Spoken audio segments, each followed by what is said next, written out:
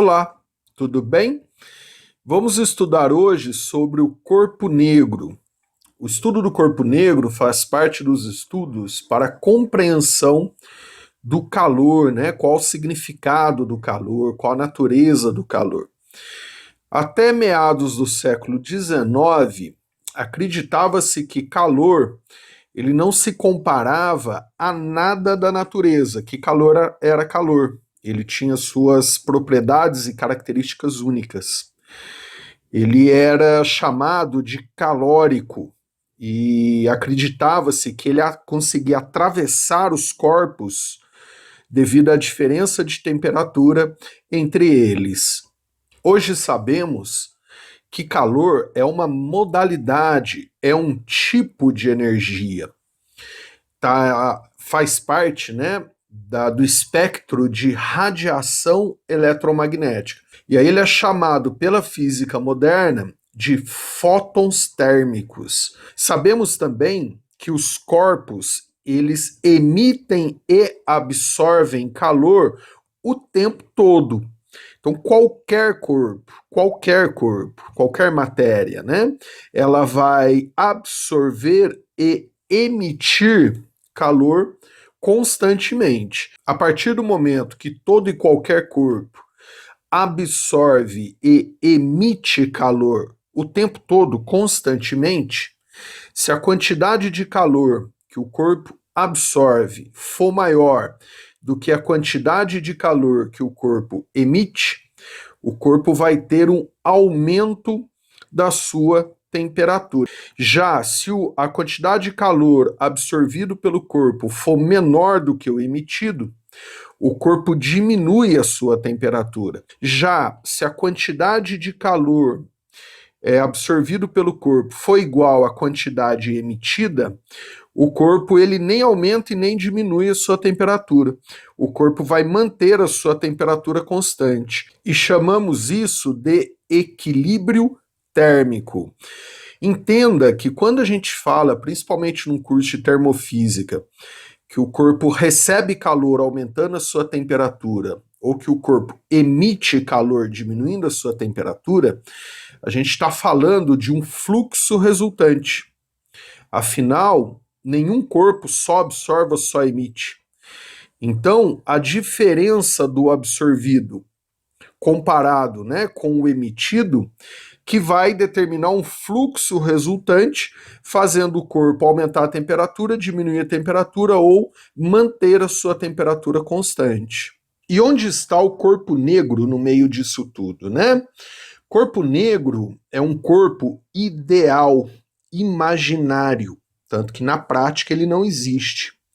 Ele foi idealizado em 1859 pelo Kirchhoff, em um artigo que estudava, né, falava da emissão e absorção de luz e calor pelos corpos. Imagina um corpo perfeito no quesito absorver e emitir radiação eletromagnética. Esse corpo é chamado de corpo negro. Guardem isso, tá? Por favor.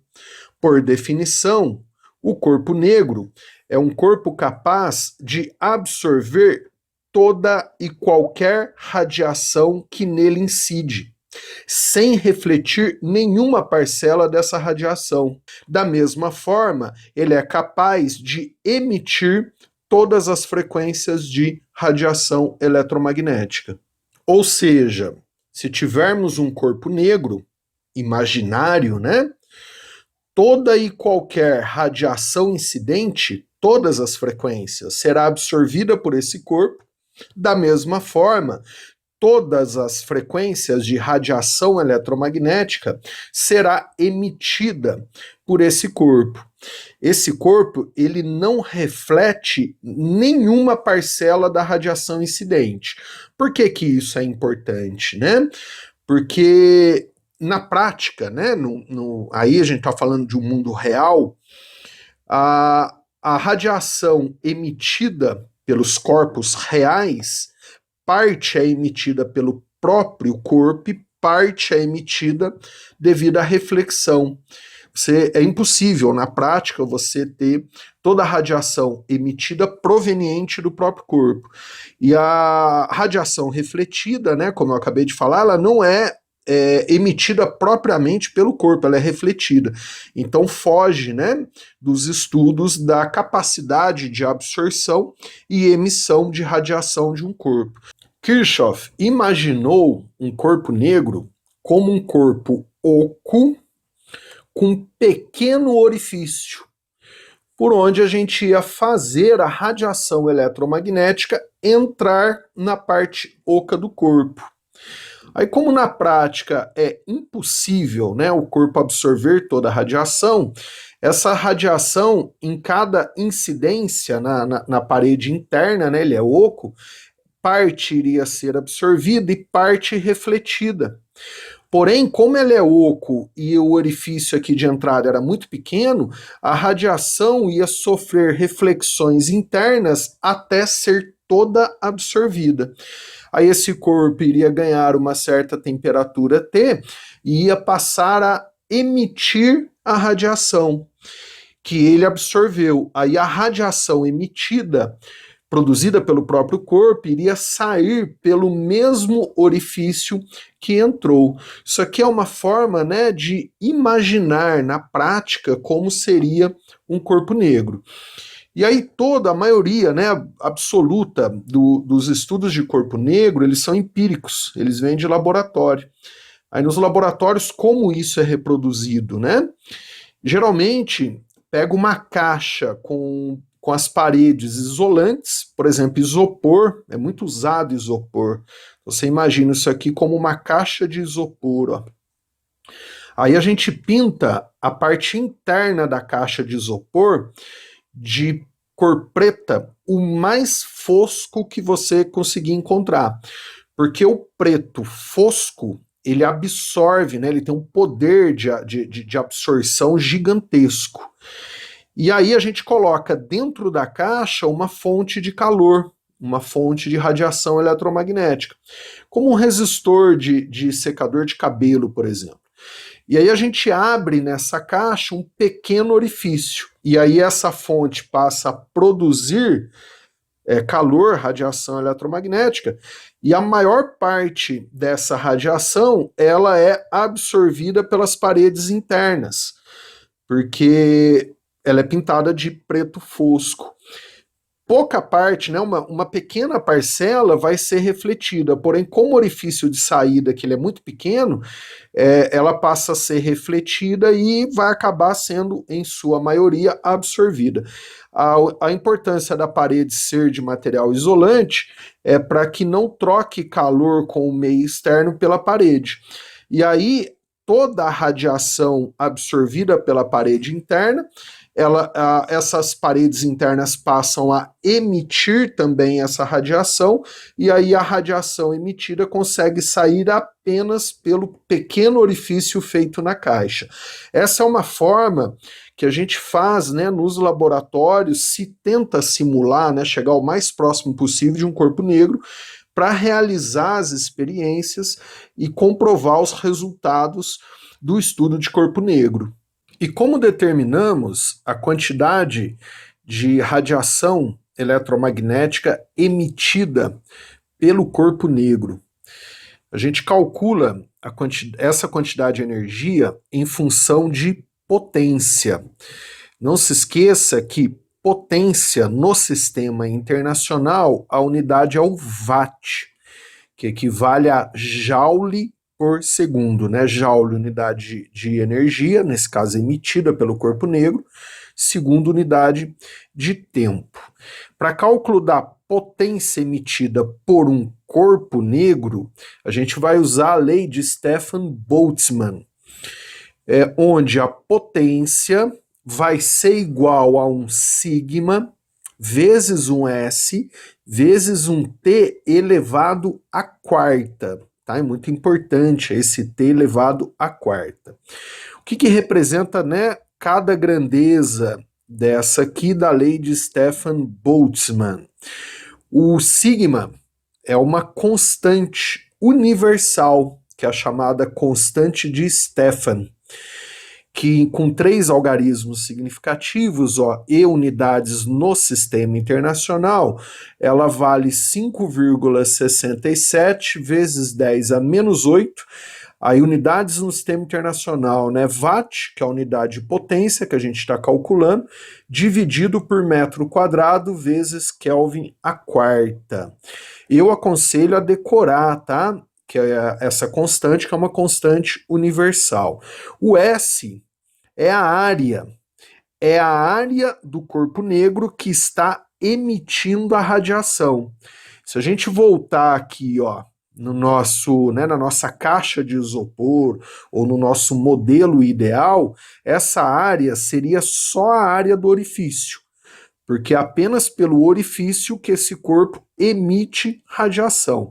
Já se for um corpo negro, né, sem ser as caixas, aí é a área de todo o corpo, né, ou é a área que a radiação está sendo emitida.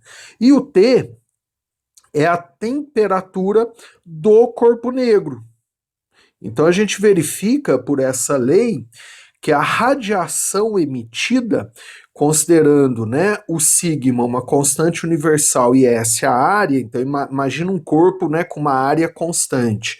A radiação emitida, ela depende única e exclusivamente da temperatura do corpo negro. E aí, ó, é temperatura elevado à quarta, né? Isso é importante. E aí, pela lei de Stefan Boltzmann, a gente consegue concluir que para um corpo não emitir nenhuma radiação eletromagnética, ou seja, para a potência ser igual a zero, a temperatura tem que ser igual a zero. E a unidade da temperatura, a gente está trabalhando tudo no sistema internacional, é Kelvin. Então a temperatura do corpo tem que ser igual a 0 Kelvin. E de acordo com a terceira lei da termodinâmica, é impossível, né, atingirmos a temperatura de 0 Kelvin. Concluo, todo e qualquer corpo, considerando o modelo de corpo negro, emite radiação. Porém, é proporcional, né?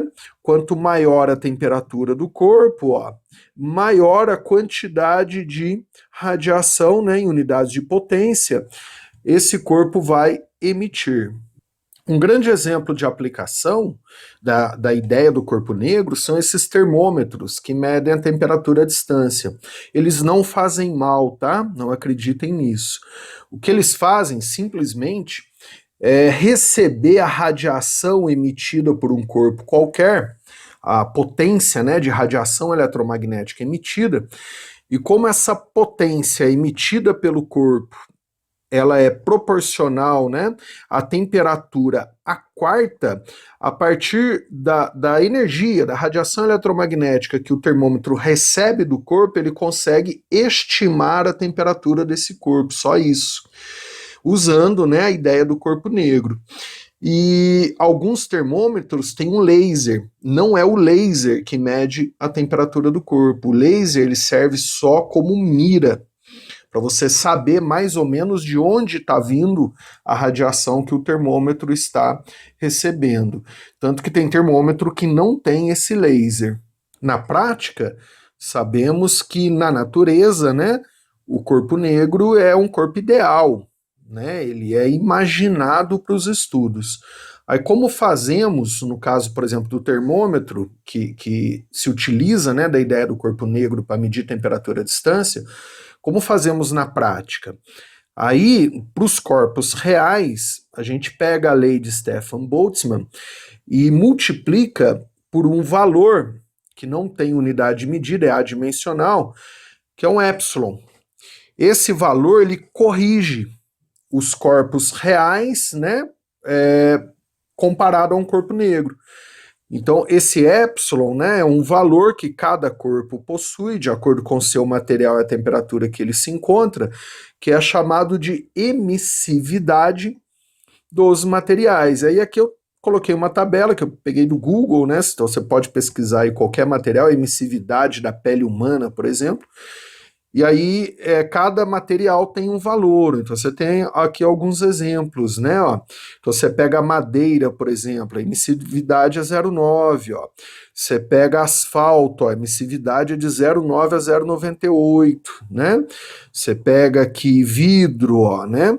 Então, você multiplica a lei de Stefan Boltzmann, que é aplicável a um corpo negro ideal, perfeito, né, para qualquer outro corpo. Então você corrige os valores, ó. Aí o quanto mais próximo de 1, né, se o epsilon for igual a 1, é um número sem unidade medida, tá, ele é dimensional, epsilon igual a 1 é para o corpo negro, que é o ideal, perfeito, que na verdade não existe. Então, quanto mais próximo de 1, mais próximo do comportamento de um corpo negro. Que aí nós temos aqui, por exemplo, asfalto, né, bem próximo de um corpo negro. Aí voltando no nosso termômetro, né, por isso que é importante você comprar o termômetro para a utilização correta.